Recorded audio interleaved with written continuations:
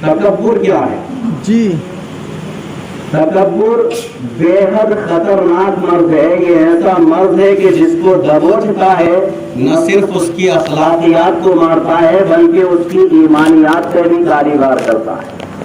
دوستو یہ ایسا مرض ہے کہ جس کو دبوچتا ہے نہ صرف اس کی اخلاقیات کو مارتا ہے بلکہ اس کی ایمانیات سے بھی وار کرتا ہے. تو ابھی سارے گرامی وقار پتہ چلا یہ ایسا مرض ہے کہ بڑے بڑے ابدال بڑے بڑے شیخ المشائخ کو چشمے زدن میں فاسقوں اور گمراہوں کی صف میں لا ڈالا کرتا ہے. حضرات محترم لاکھوں برس تک عبادت کرنے والوں کو جب اس نے دبوچا تو صرف فاسق اور گمراہی نہیں کیا بلکہ کافر اور مشرک بھی بنا دیا. حضرات عبادت میں فرشتوں کے استاد ابلیس نے کامل 60 لاکھ برس تک اللہ رب العزت کی عبادت کی تھی. دوستو زمین کا کوئی گوشہ اور کوئی کونا ایسا نہیں جہاں اس نے سر نہ رگڑا ہو. روئے زمین کا چپا چپا اس کے سجدوں کا گواہ ہے. مگر جب اللہ رب العزت نے حضرت آدم علیہ نبی علیہ السلام کو سجدہ کرنے کا حکم عطا فرمایا تو حضرات اس نے سجدہ کرنے سے انکار کر دیا. اس نے گھمنڈ کیا. جب اس نے اللہ رب العزت کی سرکشی کی تو اللہ رب العزت نے اس کو راندۂ درگاہ کر دیا. اپنے دربار سے اس کو دھتکار دیا نکال دیا. اب پتہ چلا اس کی لاکھوں برس کی عبادتیں رائے گا گئی. کچھ کام نہ آئی اس کی عبادتوں اور ریاضتیں. گیا شیطان مارا ایک سجدہ کے نہ کرنے سے. اگر لاکھوں برس سجدے میں سر مارا تو کیا مارا.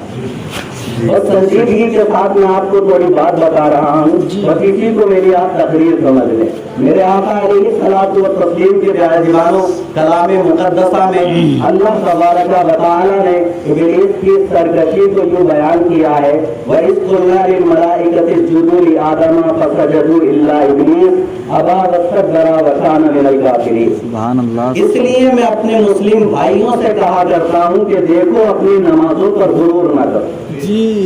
تکبر نہ کرو, گھمنڈ نہ کرو. اگر اللہ رب العزت نے تمہیں 5 وقتہ نماز ذکر و اذکار کی توفیق دے رکھی ہے تو اس توفیق کے خداوندی پر غرور نہ کرو اور بے نمازیوں کو حقیر و کمتر نہ سمجھو.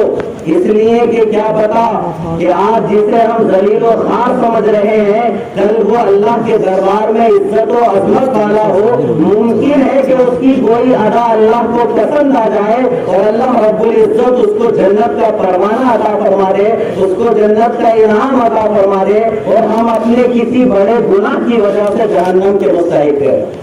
حضرات حدیث پاک میں حضرت ابو بکر صدیق رضی اللہ تعالیٰ عنہ سے ارشاد ہے کہ میرے آقا علیہ السلام نے ارشاد فرمایا کہ کسی مسلمان کو حقیر مت سمجھو.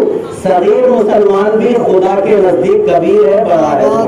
سبحان اللہ. اور ایک حدیث پاک میں آتا ہے کہ انسان جنت کے اعمال کرتا رہتا ہے. کہا کہ جنت کے اعمال کرتا رہتا ہے یہاں تک کہ جنت اور اس کے درمیان صرف ایک بالشت کا فاصلہ رہ جاتا ہے. آخر میں ایسا عمل کرتا ہے کہ وہ دوزخ میں ڈال دیا جاتا ہے. اللہ اکبر. پتہ لگاؤ یہ کس وجہ سے ہوتا ہے. یہ اس وجہ سے ہوتا ہے کہ اس کے اعمال میں اخلاص نہیں ہوتا, اس کے اعمال میں تکبر ہوتا ہے, گھمنڈ ہوتا ہے. اور جو گھمنڈ اور تکبر کرتا ہے وہ اللہ رب العزت کو کبھی پسند نہیں ہوتا. اللہ فرماتا ہے واللہ لا يحب المتکبرین, اور اللہ تکبر کرنے والوں کو پسند نہیں فرماتا. تو میرے آقا علیہ الصلوۃ والتسلیم کے پیاروں عزیزان گرامی وقار جب کسی کے دل میں یہ خیال سرسرائے کہ وہ کچھ ہے, چاہے وہ اپنے اس تکبرانہ خیال کا برملا اظہار کرے نہ کرے, خواہ وہ برسرے محفل تکبرانہ ڈائیلاگ بولے نہ بولے, خواہ وہ اوروں میں کبر و نفوذ کی نمائش کرے نہ کرے, صرف کچھ ہونے کا دل میں خیال کر نہ پکڑائے ہی اس کی دنیا بھی اخروی ہلاکت کے لیے کافی.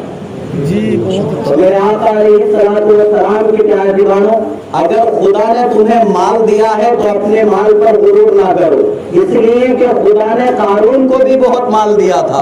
ارے اتنا مال دیا تھا کہ اس کے خزانوں کی کنجیاں 60 طاقتور آدمی مل کر اٹھایا کرتے تھے۔ اللہ اکبر! اتنا بڑا مالدار، اتنا بڑا سرمایہ دار، اتنا بڑا پیسے والا، لیکن جب اس نے اللہ رب العزت کی سرکشی کی اور اللہ کے بندوں کے سامنے اگلا تو اللہ رب العزت نے اس کو ایسی مار کھلائی کہ دولت سمیت اس کو تہس نہس کر دیا اور ہمیشہ کے لیے اس کے غرور کا خاتمہ کر دیا۔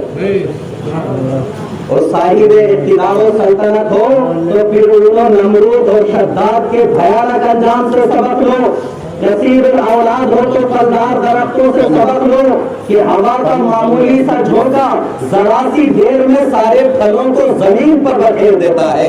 طاقتور ہو تو اپنی طاقت پر نہ اتراؤ، اس لیے کہ عاد و ثمود یہ دونوں بہت ہی طاقتور قومیں تھی۔ اللہ اکبر! اتنی طاقتور کہ ان کا کمزور سے کمزور آدمی بڑی بڑی چٹانوں کو بازوؤں میں اٹھا کر پرے پھینک دیتا تھا۔ اللہ اکبر! لیکن جب انہوں نے اللہ رب العزت کی سرکشی کی اور خدائے جباروں کا ہار کے سامنے گئے تو اللہ رب العزت نے ان کا نام و نشان ملا دیا۔ میرے آقا علیہ السلام کے پیارے دیوانوں، اگر صاحب علم و فن ہو، صاحب علم و فن ہو تو اپنے علم و فن پر غرور نہ کرو، اس لیے کہ ہم نے بڑے بڑے سینکڑوں ارباب علم و فن کو معمولی عقل و دانش والوں کے سامنے ڈھیر ہوتے دیکھا ہے۔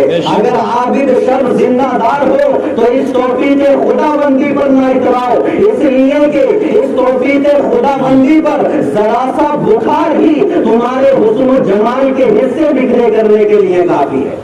جوان ہو تو اپنی جوانی پر گھمنڈ نہ کرو، تکبر نہ کرو، غرور نہ کرو، اس لیے کہ ہم نے ایک سے ایک طرفدار جوانوں کا جنازہ خاک میں ملتے دیکھا ہے، اٹھتے دیکھا ہے۔ میرے آقا علیہ الصلوۃ والتسلیم کے پیارے دیوانوں، میں آپ کو تاریخ کی سیر کیوں کراؤں؟ میری اپنی نگاہوں نے نہ جانے کتنے مالداروں کو نالے شبیرہ کا محتاج دیکھا ہے، کتنے سجیلے جوانوں کی جوانیاں خاک میں ملتے دیکھی ہے، کتنے بہادروں کو ٹوٹتے اور بکھرتے دیکھا ہے۔ میرے آقا علیہ الصلوۃ والتسلیم کے پیارے دیوانوں، میں آپ کو دور کیوں لے چلوں؟ میرے اپنے علم میں کتنے پھولوں کو شرما دینے والے چہرے تھے، گویا ایسا معلوم ہوتا تھا خدا نے ان کو اتنا حسن عطا فرمایا ہے کہ کبھی ڈھلے گا نہیں۔ اللہ اکبر! لیکن وقت کے تھپیڑوں نے ایسی مار پلائی کہ چند ہی سالوں میں یوں مرجھا گئے کہ اب ان کے حسن و جمال کا سراغ تک نہیں ملتا۔